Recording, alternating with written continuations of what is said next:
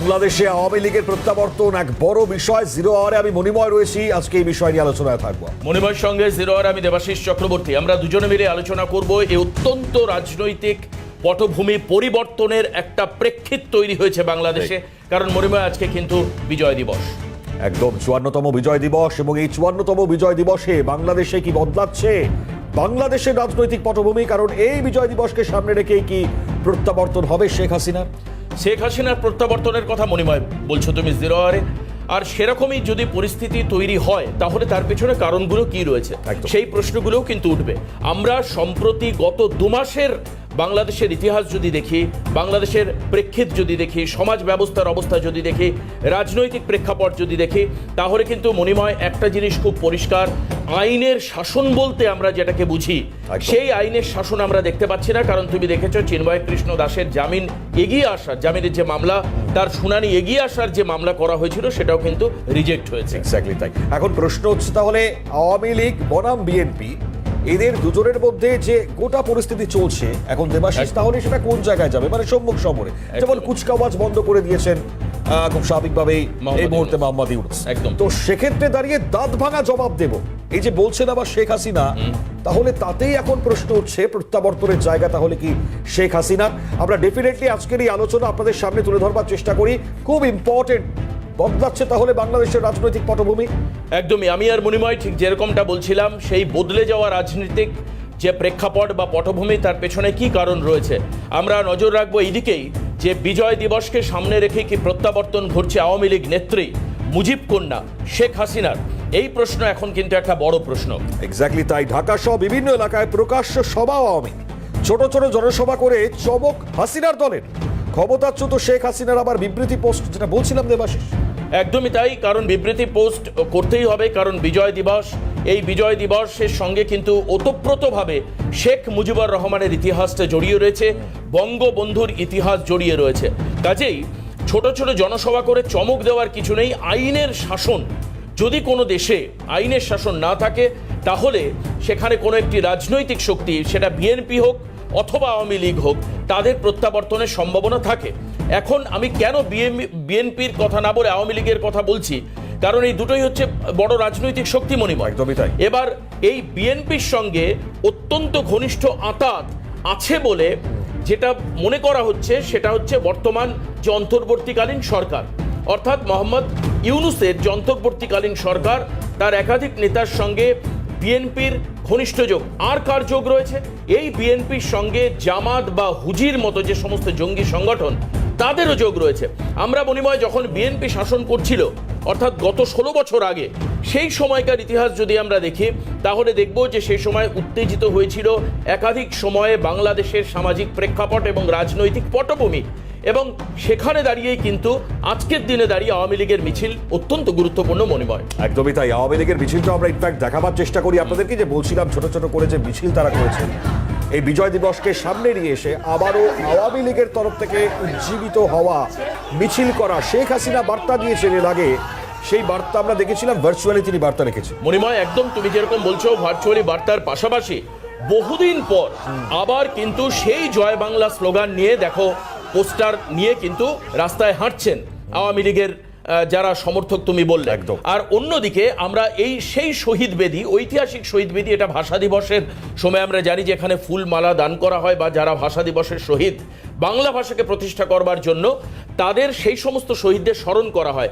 সেখানেই কিন্তু আমরা দেখতে পাচ্ছি যে জয় বাংলা স্লোগান মুছে দেওয়ার চেষ্টা করা হয়। একদম। এবং সুপ্রিম কোর্টের তরফ থেকে আপনারা জানেন যে ইউনূস সরকার সেখানে এই স্লোগানটিকেই একেবারে নিষিদ্ধ ঘোষণা করেছে। একদমই তাই, ঠিক বলেছো মণিময়। এই স্লোগানে কোন রকম অ্যালার্জি আছে ইউনূস সরকারের, এই স্লোগানে ল্যাথার্জি আছে ইউনূস সরকারের। কারণ মাথায় রাখতে হবে, ইউনূস সরকার ক্ষমতায় আসার আগে বাংলাদেশে যে অন্ধকার আচ্ছন্ন 3টে দিন, অর্থাৎ 5 তারিখ যেদিন হাসিনা পালিয়ে আসলেন, 6 তারিখ 7 তারিখ, এই যে 5 তারিখ রাত, 6 তারিখ গোটা দিন এবং 7 তারিখ মণিময়, এটা সারা পৃথিবীর লোক জানে বাংলাদেশের নরমেধ যজ্ঞ চলেছে। একাধিক থানা জ্বালিয়ে দেওয়া হয়েছে, পুলিশ কর্মীকে খুন করা হয়েছে, আওয়ামী লীগের কর্মীদের বাড়ি বেছে বেছে তাদেরকে টার্গেট করা হয়েছে, আগুন লাগানো হয়েছে, বাড়ি ভাঙচুর করা হয়েছে, আওয়ামী লীগের কর্মীদের খুন করা হয়েছে। এই যে 3টে দিনের পরে, এই 3টে দিনের যে ইতিহাস যদি আমরা দেখি মণিময়, তাহলে সেই সময় আরেকটা ধ্বংসাত্মক যোগ্য দেখতে পাবো সেটা হচ্ছে শেখ মুজিবুর রহমানের মূর্তি ভাঙার ছবি। এক্স্যাক্টলি তাই, এবং কতটা চাঞ্চল্য ছড়িয়েছিল সেই মূর্তি ভাঙার ছবি দেখে আমরা প্রত্যেকেই হতবাক হয়ে গিয়েছিলাম যে একটা দেশ স্বাধীনতা পাওয়ার পর কি করে তাদের স্বাধীনতা তারা অস্বীকার করতে পারে, এই ছবিটা দেখেই প্রশ্ন আমাদের মনে জেগেছে। একদমই তাই। আর এই যে জয় বাংলার কথা আমরা বলছি, এই জয় বাংলা পার্টিকুলার এই স্লোগান কিন্তু বঙ্গবন্ধু শেখ মুজিবুর রহমানের, এবং সেই কারণের জন্য যারা যারা মুজিবুর রহমানের মূর্তি ভাঙছে, মূর্তির মস্তক ছেদন করছে, মূর্তিকে জুতোর মালা পরাচ্ছে, মূর্তির মাথায় উঠে মূত্রত্যাগ করছে, সেই মানুষজন তারা যে জয় বাংলা স্লোগানটাকে এন্ডোর্স করবেন না, গুরুত্ব দেবেন না, গ্রহণ করবেন না, এটাই স্বাভাবিক, সেটাই আমরা দেখতে পাচ্ছি মনে হয়। একদম দেবাশিস, তাহলে আমরা আজকের প্রেক্ষাপট নিয়ে ডেফিনেটলি আলোচনায় যাওয়ার চেষ্টা করি। আমাদের সঙ্গে দুজন ইতিমধ্যে উপস্থিত রয়েছেন, তাদের সঙ্গে পরিচয় করাই। রাজাগোপাল ধর চক্রবর্তী, রাজনৈতিক বিশ্লেষক, তিনি আমাদের সঙ্গে রয়েছেন। রাজাগোপাল দা, অসংখ্য স্বাগত অনুষ্ঠানে যোগ দেওয়ার জন্য। এবং আর্য ঘোষ, তিনি উপস্থিত রয়েছেন আমাদের এই অনুষ্ঠানে, জাতীয় নিরাপত্তা এবং সুরক্ষা বিশ্লেষক। আর্যবাবুকেও স্বাগত জানাই। তবে ডেফিনেটলি আমি রাজাগোপাল বাবুর কাছেই আসবার চেষ্টা করব। একদম দেবাশিস, যে প্রশ্নটা রাখবো, একদমই রাজাগোপাল বাবুর কাছে আমার প্রথম প্রশ্ন, এই যে আওয়ামী লীগের প্রত্যাবর্তনের এই বিজয় দিবসকে কেন্দ্র করে একটা সম্ভাবনা দেখছেন অনেকে, এবং সেখানে হাসিনার বার্তা, যেটা মনিময় কিছুক্ষণ আগে বলছিল। অন্যদিকে এই যে আওয়ামী লীগের যে আমরা মিছিল দেখছি, জয় বাংলা ব্যানার সামনে নিয়ে আওয়ামী লীগের রাস্তায় নামা, এই যে ধীরে ধীরে আত্মপ্রকাশ করা, অর্থাৎ যে ভ্যান্ডালিজম, যে ব্রুটালিজম বাংলাদেশে চলেছিল তার থেকে ধীরে ধীরে বেরিয়ে এসে আত্মপ্রকাশ করা। বাংলাদেশে কিন্তু এখনো রাজাদা আনস্টেবল কন্ডিশন, আপনি সেদিনও প্যানেলে আমাদের সঙ্গে শেয়ার করছিলেন, আপনি সৌহার্দ্যের বার্তা দিচ্ছিলেন, কিন্তু বাংলাদেশ সেই সৌহার্দ্যের বার্তাটাকে ঠিকঠাক গ্রহণ করতে পারছিল না। হেন পরিস্থিতিতে রাজাদা, এই আওয়ামী লীগ নামক রাজনৈতিক দলটির ফিরে আসা কি মানে তাৎপর্যপূর্ণ, বা ফিরে আসতে পারে কি আদতেও? যেভাবে অত্যাচার চলছে, যেভাবে একটা বড় শ্রেণীর মানুষ মৌলবাদী দীক্ষিত হয়ে রয়েছে, তারা মনে করছে যে আমার বিরুদ্ধাচরণ করলেই তাকে হত্যা করতে হবে, লাঞ্ছনা করতে হবে, এই জায়গায় সাধারণ মানুষ সাধারণত পথে আসে না। কিন্তু শেখ হাসিনা বুঝিয়ে দিয়েছেন না, offence is the best defence, মানে হারিয়ে গেলে চলবে না, প্রতিবাদ করতে হবে, ভয় পেলে চলবে না। ভয় পেলেই কিন্তু একটা ভয় এমনই একটা জিনিস, সেটাকে আর সেখান থেকে উঠে যাওয়া যায় না। আমরা দেখলাম 11 সালে বামফ্রন্টরা হেরে গেল, তারা ভয়ে বাড়িতে বসে রইল, কোনো প্রতিবাদ করেনি, তার চেয়ে রুখে দাঁড়ানোর চেষ্টা করেনি, তারপরে তারা হারিয়ে গেল। কিন্তু আওয়ামী লীগ, আমার মনে হচ্ছে যেটা, যে শেখ হাসিনা যেখানেই উনি থাকুন না কেন, উনি বুঝতে পারছেন একেবারে পথে নামতেই হবে। তাই উনি বিদেশে আগে দেখলেন, বিদেশের মাটি, সেখানে যে কটা মিটিং করেছেন, দেখে যা ভিডিও আমাদের কাছে এসেছে, ভালোই ভিড় হয়েছে, উনি বেশ গরম বক্তৃতা করেছেন, মোটামুটি বুঝে গেলেন যে মানুষ কোন দিকে আছে, যেখানে বাধা নেই, বিদেশে বা ইংল্যান্ড বা আমেরিকায় কোনো বাধা নেই, তারা মানুষ এসেছে, অর্থাৎ মানুষ আমার সঙ্গে আছে। বাংলাদেশে বাধা আছে, তাই মানুষ আসতে পারছে না। এই বাধাটা, এই ভয়ের বাধাটা কাটিয়ে উঠতে হবে। আর এই 4 মাসের ইউনিশ শাসন, যে দুঃশাসন নিয়ে এসেছেন, মানুষ মনে করেছে যে আর এরা কিছু দিতে পারে, ইউনিশের শাসন থেকে আর কিছু পাওয়ার নেই, এটা মানুষ মোটামুটি বুঝেছে। তাই ধীরে ধীরে মানুষ পথে নামছে। হিন্দুরা এখনো ভিতর হয়ে রয়েছে, যাদের একমাত্র নেতা তাকে জেলে ধরে রেখে দিয়েছে, তারা এখনো পথে খুব একটা দেখা যাচ্ছে না। কিন্তু বাংলাদেশের প্রগতিশীল মানুষের একটা বড় অংশ, মুক্তমনা, শ্রমিক, কৃষক, তারা সবাই কিন্তু মানে ধীরে যার যেখানে পথে নামছে। এবং আওয়ামী লীগও যেটা আপনারা দেখাচ্ছেন, ছোট ছোট মিছিল করে তারা পথে নামছে। তারা জানিয়ে দিতে চাইছে যে তারা রাজনীতির অঙ্গে আছে, এবং তারা রাজনৈতিকভাবে যে সমস্ত কার্যকলাপগুলো ঘটছে সরকারের তরফ থেকে, উপদেষ্টা সরকারের তরফ থেকে, বিএনপির তরফ থেকে, তার জবাব দেবে। একদমই রাজাদা, একটা কথা আপনি খুব সুন্দর বললেন আপনার এতগুলো কথার মধ্যে, সেটা হচ্ছে মুক্ত মনের আবার তাহলে একটা জয় হয়তো হতে পারে, বা মুক্ত মনারা কিন্তু আস্তে আস্তে বেরিয়ে আসবেন। অর্থাৎ যতই ঝড়ঝাপটা আসুক সেটা সাময়িক, কিন্তু একটা স্টেবল কন্ডিশন তৈরি কিন্তু বাংলাদেশে হতে চলেছে। মানে সেটা কত দ্রুত হবে সেটা আমরা এখনো পর্যন্ত জানি না। আর্যবাবু হয়তো আরো এই জায়গা থেকে সুরক্ষার জায়গাটা আরো বিস্তারিত ভালো বলতে পারবেন। আর্যবাবু, আমার প্রশ্ন হচ্ছে কি, এই শেখ হাসিনার প্রত্যাবর্তন বা তার এই বার্তাগুলো সামনে আসা, ভারত এক্ষেত্রে মানে এই জায়গা থেকে দাঁড়িয়ে কোনটা মনে হয়, মানে ভারতের এক্ষেত্রে লাভের জায়গাটা কি থাকে? মানে অসাধারণ মনেময় প্রশ্নটা করেছো, তার কারণ ভারতেই কিন্তু আশ্রয় নিয়ে রয়েছে শেখ হাসিনা, এবং কন্টিনিউ এই যে শেখ হাসিনা এবং আওয়ামী লীগকে কেন্দ্র করে বাংলাদেশের এই যে যারা উচ্ছৃঙ্খলবাদী বা মৌলবাদী, তারা কিন্তু বারবার করে ভারতকে টার্গেট করছে, কারণ যেহেতু শেখ হাসিনা এখানে রয়েছে। বিএনপি নেতৃত্বরাও তো প্রশ্ন তুলছে, কেন ভারত, কেন জায়গা দিচ্ছে ভারত? আর্যবাবু। ঠিক তাই। নমস্কার সবাইকে। আর দেখুন, শ্রদ্ধেয় শেখ হাসিনা কয়েকদিন ধরেই কিছু বলবার চেষ্টা করছিলেন এবং কিছু বলেওছেন। সেগুলো জাস্ট প্রিলিউড ছিল, এবং এটা হওয়ার, দেখুন, ওনার থেকে বেশি গ্রাউন্ড রিয়ালিটি কেউ বুঝবে না। তো সেই জন্য উনি সব থেকে বেশি গ্রাউন্ড রিয়ালিটিটা বোঝেন। ওনাদের কর্মীদের, আওয়ামী লীগের কর্মীদের যেভাবে হত্যা করা হয়েছে বা অত্যাচারিত করা হচ্ছে, আমরা তার কিন্তু কিচ্ছু জানি না, বিকজ যেটা আমাদের সামনে আসছে সেটা হয়তো 1% কিছু কম হতে পারে, এবং সেটার শতাংশের হিসাবেও মাপা যাবে না কি আমাদের সামনে আসছে এবং কি আমাদের সামনে আসছে না। যেটা সামনে আসছে না, আমার আশঙ্কা সেটা অনেক অনেক বেশি অন্ধকার।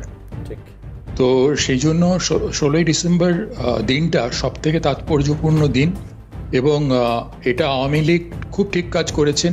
যারা বাংলাদেশে শুনছেন, আওয়ামী লীগের কর্মীরা তাদের প্রত্যেককে, জনসাধারণকে, যারা অত্যাচারিত জনসাধারণ, হিন্দু এবং অন্যান্য সংখ্যালঘু সম্প্রদায়, সব জনসাধারণকে আমি বলবো, আপনারা যে ওই ইউনিটিটা আপনাদের দেখানো দরকার, এবং অত্যন্ত দায়িত্বের সঙ্গে আমি বলছি, এই ইউনিটি আপনাদের দেখানো দরকার। মনে রাখবেন আপনারা সবাই, সিরিয়ায় যে অত্যাচারটা করা হতো, আইসিস যে অত্যাচারটা করা হতো, বাজারে মহিলাদেরকে আমরা যেমনি বাজারে পণ্য বিক্রি করতে দেখি, পণ্য গিয়ে কিনি আমরা, তারা সেভাবে বাজারে মহিলাদেরকে বিক্রি করতো সেক্স স্লেভ হিসাবে, এবং তার এগেনস্টে কুর্দিশ মহিলারা।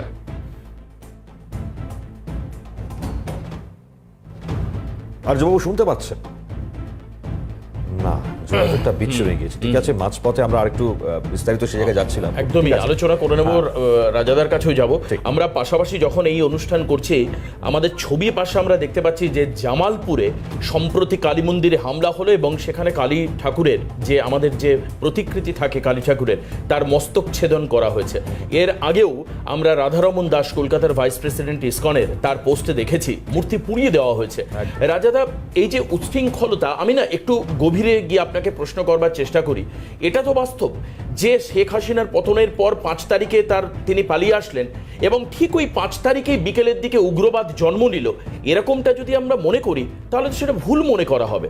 তাহলে এই উগ্রবাদের জন্মটা বাংলাদেশে দীর্ঘদিন ধরে নারিশড ওয়েতে, অত্যন্ত যত্ন নিয়ে, তলায় তলায় চলছিল, এবং তারা হঠাৎ করে আত্মপ্রকাশ করলো। এই যে একটা কথা মাঝে মধ্যে আসে, প্যানেলে আপনি অ্যাটেন্ড করেন, আপনি জানেন যে বাংলাদেশে গণতন্ত্র রক্ষা হয়নি শেখ হাসিনার সময়। শেখ হাসিনা নাকি শেষ ইলেকশনটা ঠিকঠাক মতো করতেই দেননি। 20% ভোট হয়েছে, উনি 40% মেজরিটি নিয়ে সরকার তৈরি করেছেন। এই যে রাজাদা কথাগুলো আসে, গণতন্ত্র কি তাহলে সবাই ডিজার্ভ করে? যেখানে উগ্রবাদ রয়েছে, জঙ্গিবাদ রয়েছে, তাদেরকে গণতন্ত্র দিলে তো আগুন জ্বলবে দেশে। হ্যাঁ, দেখুন যে জামাত তো নির্বাচনে একটা সময় গত নির্বাচন দুটোতে অংশ নেয়নি, তার আগে তো নিয়েছে, এবং সেখানে যে তাদের বিরাট জনপ্রিয়তা আছে দেখা যায়নি। তো বোধহয় তিনটে এরকম সিট পেয়েছে। হ্যাঁ, সুতরাং তারা জনপ্রিয় হলে কিন্তু তারা নির্বাচনে অংশগ্রহণ করতো, এবং সেখানে তাদের যোগ্যতা, পপুলারিটি প্রমাণ করতো। সেটা তারা জানে তাদের নেই।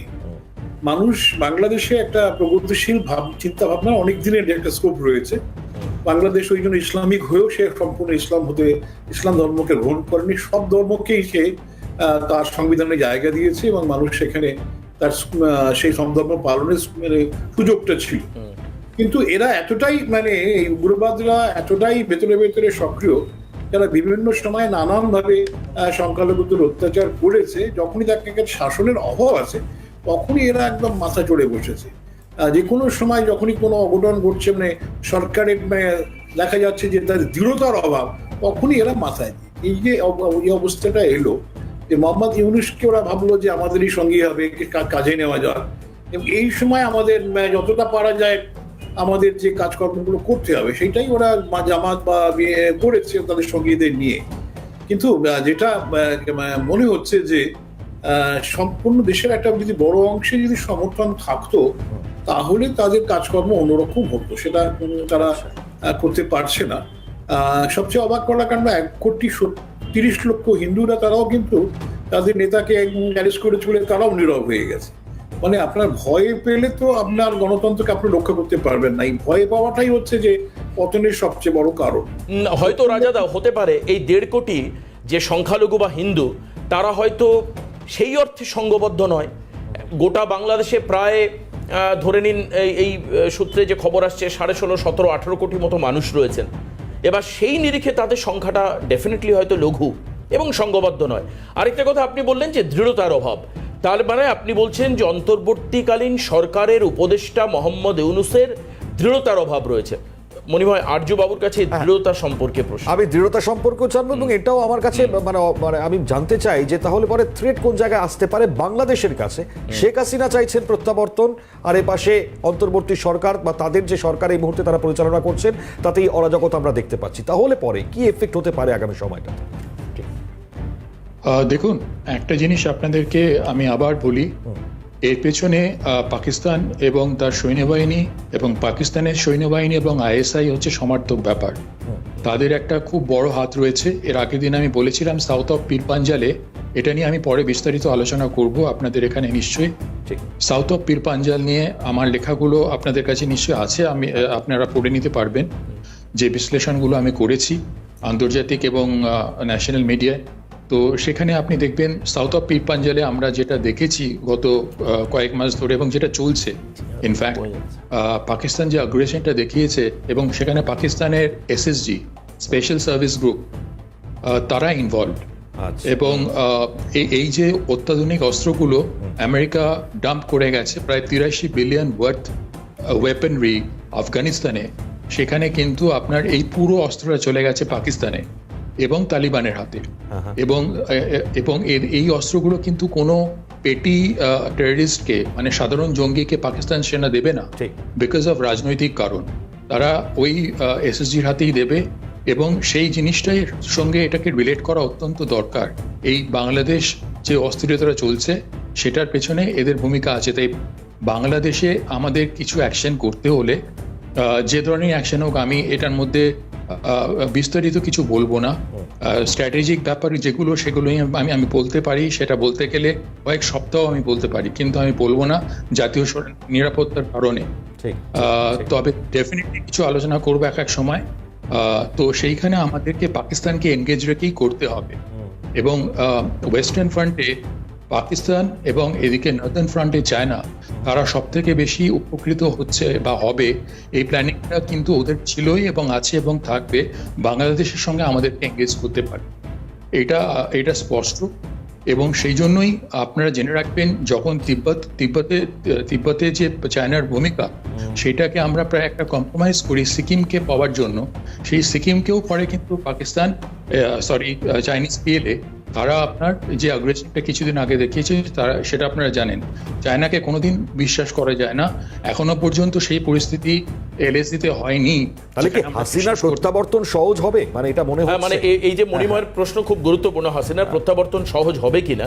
আর আমিও মণিময়ের প্রশ্নের সঙ্গে আরেকটা প্রশ্ন রাখতে চাই, যে সেটা হচ্ছে যে যদি সত্যি ইন্টারন্যাশনাল বেনিফিট থাকে, মানে বিভিন্ন নেশন, আপনি বলছেন চায়না, আপনি পাকিস্তান বলছেন, এটা পরিষ্কার সঙ্গে আমেরিকার একটা ভূমিকা রয়েছে। কারণ বাংলাদেশ যদি সবসময় এরকম একটা উত্তপ্ত পরিস্থিতি থাকে, আমেরিকা সেই যুদ্ধাস্ত্র বিক্রির মানসিকতা থেকে তাদের পাশে দাঁড়াবে। 1971-এও আমেরিকা মূলত পূর্ব পাকিস্তানের বা পশ্চিম পাকিস্তানের পাশেই দাঁড়ানোর চেষ্টা করেছিল, তার অতীত ইতিহাস আছে। তাহলে সেখানে বাংলাদেশ স্টেবল হতে পারে কোনোদিন? কারণ বাংলাদেশ আনস্টেবল থাকলে সব থেকে সুবিধা হবে এই পাশ্চাত্য দেশগুলোর, আর সব থেকে বেশি যদি কারোর অসুবিধা হয় সেটা হচ্ছে ভারতবর্ষের হবে। ঠিক তাই। দেখুন, এটা একটা লং টার্ম প্রজেক্ট নেওয়া হয়েছে, এবং আপনারা জানবেন যে এটা একটা পরিস্থিতি এমন সৃষ্টি করা হচ্ছে যেটা ইসরায়েল ফেস করে যাচ্ছে ক্রমাগত আপনার আরব ওয়ার্ল্ডের কাছ থেকে। এবং স্পেশালি তাদের সামনেই যে গাজা যে আপনার অঞ্চলটা, সেইখানটার থেকে তারা যে থ্রেটটা ফেস করে যাচ্ছে, এবং বাকি যে জায়গাগুলো লেবানন ইত্যাদি আমি এর আগেও আলোচনা করেছি, এইখানে একটা অস্থিরতা সৃষ্টি করে দেওয়া হলো পার্মানেন্ট। এটা কিন্তু একদিনে মিটবে না। আমি আগেও বলছি, আবার বলছি, নির্বাচন যদিও হয়ও, নির্বাচনের পরেও এই যে শক্তিটা তাদের পরিচয়টা দেখিয়ে দিয়ে গেল, এটা এতদিন সুপ্ত ছিল, এখন বাইরে বেরিয়ে এলো। তো তো শেখ হাসিনা যে পদক্ষেপগুলো নিয়েছিলেন, আমি আগের দিনও বলছিলাম, সেই পদক্ষেপগুলো অনেকের চোখে লেগেছে, কিন্তু দেখুন পারসেপশন তৈরির ব্যাপার আছে এখানে।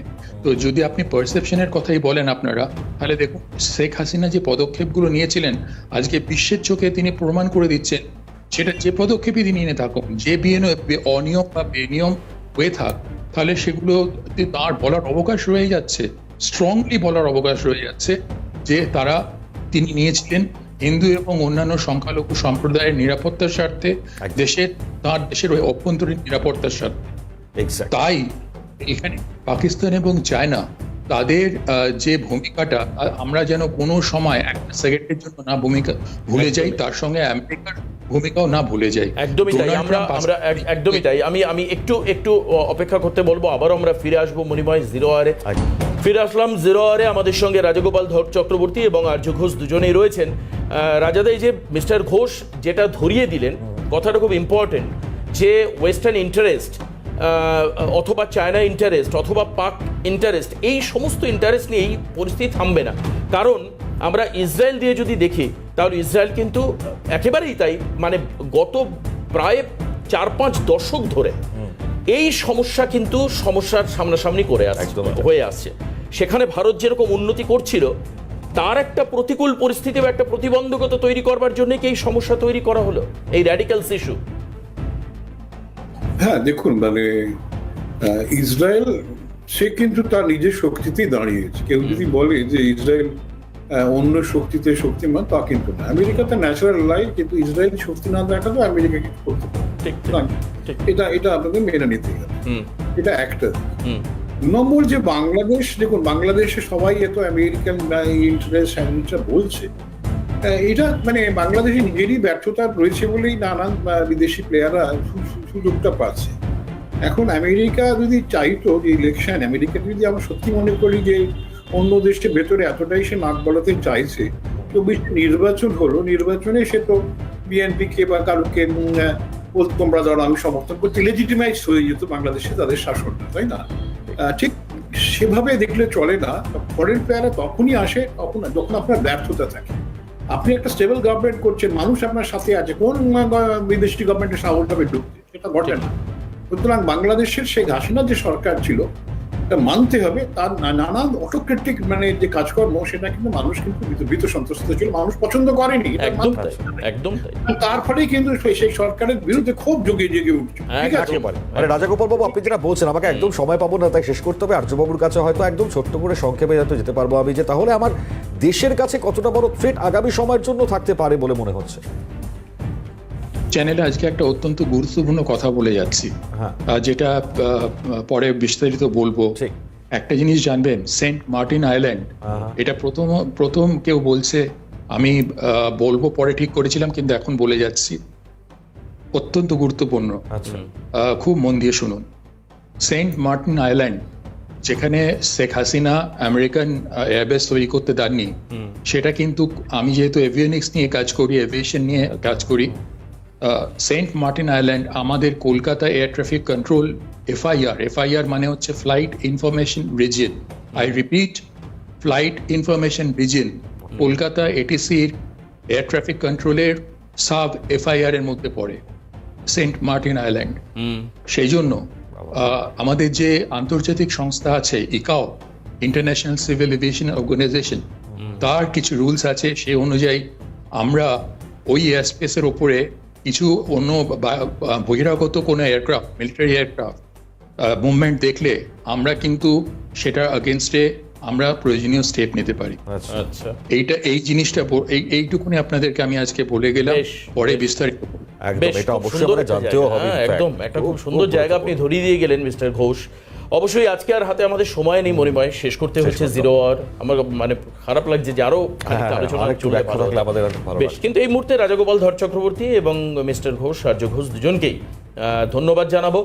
এবং সেই সঙ্গে সঙ্গে এই যে শেখ হাসিনা এই যে বিজয় দিবসকে সামনে রেখে মণিময় যদি সামনেও আসে, রাজাদা যেটা উল্লেখ করলেন যে অটোক্রেটিক অ্যাপিয়ারেন্স, যার জন্য মানুষ সরে এসছে খানিকটা, যে রাজাকার বলা বা কাউকে বিশেষ করে রিজার্ভেশনের সুবিধা করে দেওয়া, এর জন্য এই অটোক্র্যাটিক মানসিকতা চেঞ্জ করে হাসিনা কি মানুষের কাছে যেতে পারবে? এটাও একটা আজকের দিনে দাঁড়িয়ে কিন্তু বিজয় দিবসের যখন একেবারে প্রাককালে দাঁড়িয়ে একটা বড় প্রশ্ন থাকছে।